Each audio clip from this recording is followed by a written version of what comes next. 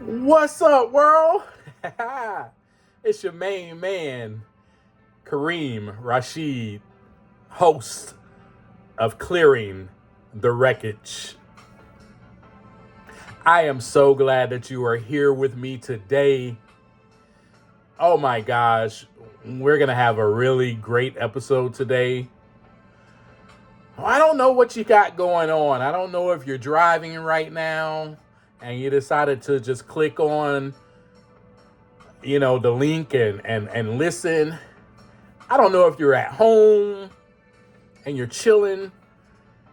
I don't know if you're cooking dinner and you're like, I want to listen to an episode of Clearing the Wreckage. I don't know what you got going on, but all I know is I'm very, very grateful to have you here with me today.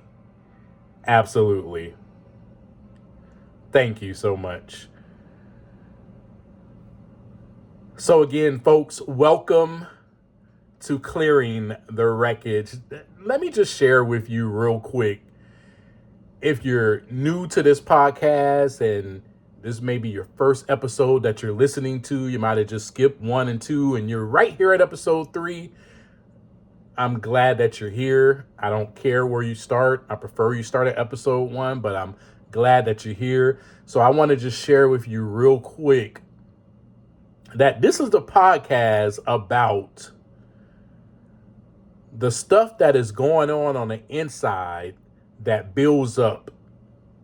I'm talking about clutter, so imagine yourself with a bunch of crap inside of you, which you actually have, which is called poop. But anyway, we'll go forth. Let's go forth. This podcast is about uncovering, being able to see that stuff and digging it out and clearing what is going on the inside. Now, this podcast also is about clearing the wreckage of our lives, clearing relationships, clearing anything that wrecks our thinking. Anything that wrecks our thinking or wrecks our ability to move forward in life. That is what this podcast is about. So thank you for coming in and joining me. So anyway, episode 1. What is it all about? That was the name of the episode. And episode 1 was about me sharing with you, setting the scene, giving you this analogy of an accident that happened. And you happen to drive by as a bystander and you're just driving down the road and you see this and you see the cops and the ambulance and everybody everywhere barricading the area. They got cones down. Hey, don't go this way. They're trying to tell you to go around the other way because they don't want you to be infected by the wreckage, your car to be infected by the scraps of metal and the glass and everything that's on the road. So that's what happened in episode 1. Episode 2, I shared with you some wreckage of mine, which is me being a recovering alcoholic and addict. Now, I've been sober for 8 years, one day at a time, and I've been clearing the wreckage out of my life for the past 8 years. So I wanted to come and share with the world and whoever's listening the journey, what I am doing and how I am doing it to clear the wreckage. So thank you so much for being here with me. I did share with you. So we're going to just kick off episode 3. Episode 3 is about admitting. I shared with you on a previous episode how my mother kicked me out of the house. We'll start right there. So my mom kicks me out, right? My mom kicks me out. She says, I'm done with you. I don't want anything else to do with you. You're not doing anything with your life. You're just becoming a burden and you wrecked our relationship. And she kicked me out. She said, I'm done. I'm done. Don't come calling. Don't Don't come asking me for anything. I'm done. Get out. Now, at that time, of course, I was a little perturbed. Like, why is my mom kicking me out? At that time, I never saw my part. I didn't see my wreckage at that time. And so, with that being said, I drifted off looking for a place to go. I ended up having nowhere to go. So I ended up in the woods. And when I say the woods, I'm talking about the forest. I'm not talking about I'm not talking about some place that's set up, for you to go camping. I'm not talking about that. I'm talking about the actual forest. There's animals, trees, there's wildlife, all of that going on. That is where I live. Thankfully, there were other people that stayed there whom I met on my journey to the woods. Actually, funny story. I met this guy on the journey to my wood. Actually, I didn't really know where I was going. At the first night, I stayed at a park. And then I got up the next morning and just started walking. And I met this guy. He was another homeless guy. And I just said I need a place to stay. And he took me to the woods and gave me a tent and set me up. So there I am. I want you to visualize this. There I am in the woods.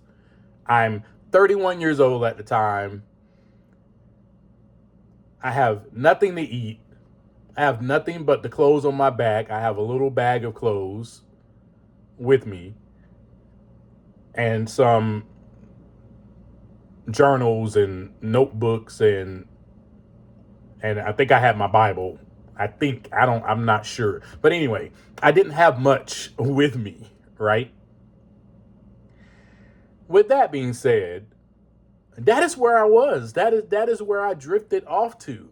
I stayed there with 6 or 7 other guys who were very kind to have me in their neck of the woods. I just thought I'd say that. That was hilarious. In their neck of the woods. Well, no, but seriously, I was very grateful to be amongst them because at that time, they became my family. They became my tribe. They became the people who were the closest to me, the people who I began to trust and count on. That's who they were because mom kicked me out, washed her hands of me, didn't want anything to do with me. My siblings already were done. They already were done. So I actually didn't have anyone except them. And they taught me how to survive in the woods. They taught me certain things to do. They taught me how to survive in the woods. I am so grateful for that because if anything happens to me today, where I lose everything again, I know how to survive. I definitely know how to survive. Anyway, let's move forward. I'm in the woods. All I'm thinking about is that. How am I going to survive today? That is it. I wasn't thinking about my relationship with my mother and how I screwed that up. I wasn't thinking about that. All I was thinking about was, how am I going to eat? Oh, and how am I going to drink? Because remember, I'm a recovering alcoholic and addict. And at that time, I was deep in my addiction. Due to that wreckage inside of me, I projected that upon every relationship that I had. And so that was projected, all the fear, the anger, everything that I was not dealing with. I'm not going to say dealing with because I escaped through alcohol and drugs. My actions projected upon other people. I was very selfish, very self-centered, very manipulative. Especially toward my mother. Knew I could squeeze out of her anything I wanted. I was the youngest. She would give me anything that she wanted. So for my mom to kick me out, listen to me closely, for my mother to kick me out of all people, out of her home, it had to be on me. At the time, I didn't see it. Took about so life is a journey, y'all. Life is a journey. Life is a process. And it took about, I would say, close to a year of living in the woods before I had a moment. A moment of peace, a moment of silence, a moment of clarity. I don't care what you call it. I had a moment. And I think that moment was between me and my higher power. And we had a connection at that moment. And I remember sitting down in the woods. It was very peaceful. I just came from the corner store, picking up an 8-pack of Natty Ice. And I remember sitting down, drinking my beer, smoking a cigarette, taking out a pen and my notebook, and writing down something that was very, let's just say, discouraging. Disparity was upon those pages. And I don't really remember or recall exactly what I wrote, but I know it was something to the extent of, I do not like this. I do not like where I am. And that is when I heard it can get worse than this. And I said, what? It can't get worse than this?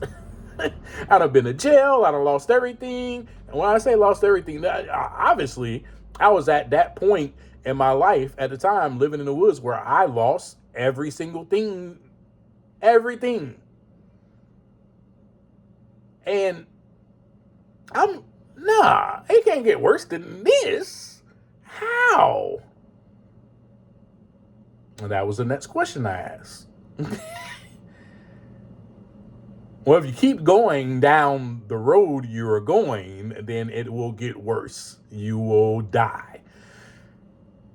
That moment between me and my higher power, whom I choose to call God, was the moment where I was able to see and acknowledge that this is on me. And then I was able to admit that actual fact right there. Ain't nobody put me in the woods. Yes, my mother kicked me out, but she ain't put me in the woods. I put myself in the woods. My character, my low living, put myself in the woods. It was nobody else that did it. When I was able to come to that conclusion and admit, that is when, folks, I will tell you, that is when I could actually see some of the wreckage being cleared away. Once I saw it within it, in and of myself, that, hey, I am the problem. Oh my God, there's something going on. There's something going on inside of me. I acknowledge that there's something going on inside of me. To have me be in the freaking woods. What is it? I don't know, but there's something. And then admitting, this is on me. This is my fault. Yes, of course, my addiction drove me there. Of course, my best thinking got me living in the woods. Now, did my mom kick me out because I was an alcoholic and addict? No.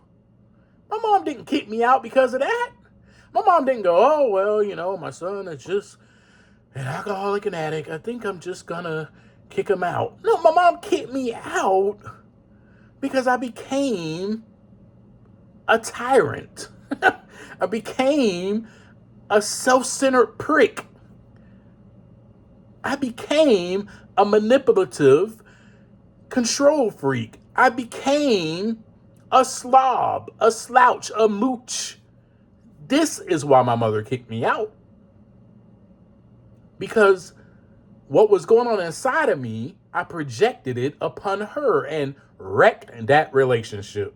So until I actually admitted right there in the woods, that moment, that is when, that is when, you know how people say, oh man, after I did that, a weight lifted. Well, that was when I could, and not that much, but I could see the actual wreckage.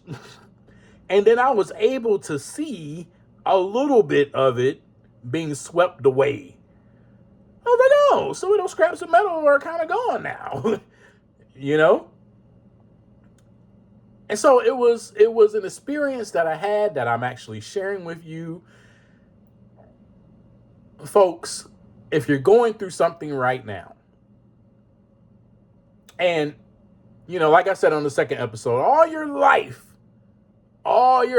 it can take so many different lifetimes. You could be living and somebody close to you could point out your wreckage. But until you see it, acknowledge it, and admit it for yourself, nothing will change. That is when I saw some of the wreckage being cleared out the way, and I had a glimpse of hope right there. So it's like this. Here's the analogy I will give you. There is an accident. There's cars that have crashed into each other. There's all these people on the scene. There's one driver and there's another driver. I'll make the analogy being one of the drivers is me. And I wrecked into someone else, which would be my mother. So let's just take that as the analogy. And then, me as the driver, I don't know what the hell happened. It all happened so fast. Life happened so fast. The accident happened so fast. Next thing you know, I was in the woods. I don't know. That's how life is. It moves, right? It goes quickly. But I can tell you this. That accident that I caused, that wreck that I caused between me and my mom, I had no idea about that. I had no idea. I had no clue that I crashed, that I wrecked the relationship with my mother. I'm passed out in the driver's seat. Airbags deployed upon me. I don't know what the heck is going on. And to those people, all the people there on the scene, the cops, the ambulance, the fire department, the firemen, everybody on the scene, breaking me out of the car, filling the post, waking me up. That was when I was able to look and see, oh my God, I caused this. It wasn't till then that I said, hey, I didn't want to admit this is my fault. I went years upon years without admitting. And who wants to admit that? You crash into somebody. You don't want to get out the car and be like, you know what, officer, it's my fault. I did it. I'm so sorry. Yeah, because you're afraid. You're afraid of what they're going to think. You're afraid of the consequences. So that was me. But this time, I got out of the car, I saw it, and I was like, it's my fault. And after I acknowledged that I am the only reason that I am in the freaking woods, I am the only reason that my life has fell apart and it is the way that it is. Once I said that,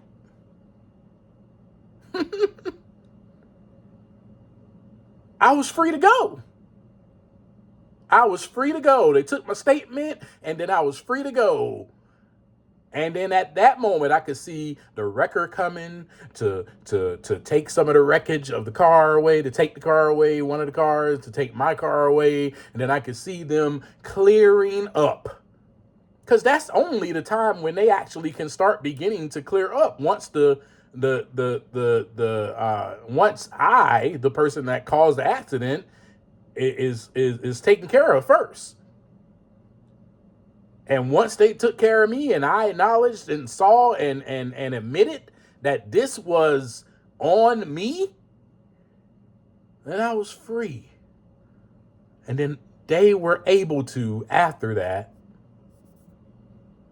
go ahead and start clearing some of the wreckage. So I give you that analogy to say that is the point, and that was the first step that I had to take for some of the wreckage to start being cleared away. And if you're at that place in your life, I don't know what you're going through or where it's at, I'm going to leave you with this today. There is hope. There is hope. But you can't see that glimpse of hope maybe for yourself until you admit that, yep, I did it. You know how if you screw somebody over, if you say the wrong thing to somebody, you don't necessarily want to, pride gets in the way and we don't want to apologize, right? So basically what I'm telling you is you have to get to that place to where you're able to say, hey, this is on me. This is my fault. This is all my fault. This is all my wreckage. I only spoke to you that way because of what was going on with me. Once we can see that inside, that part of us on the inside and acknowledge that, then we can admit. So that's all I have for you today, folks. I'm so glad that you're joining me on this journey. I just get to share my journey with you on this podcast. It's so great. It's so awesome. So thank you for being with me. And I'm going to leave you with this. Take some time to look inside so that the wreckage can begin to clear. Y'all have a wonderful, wonderful day. Peace.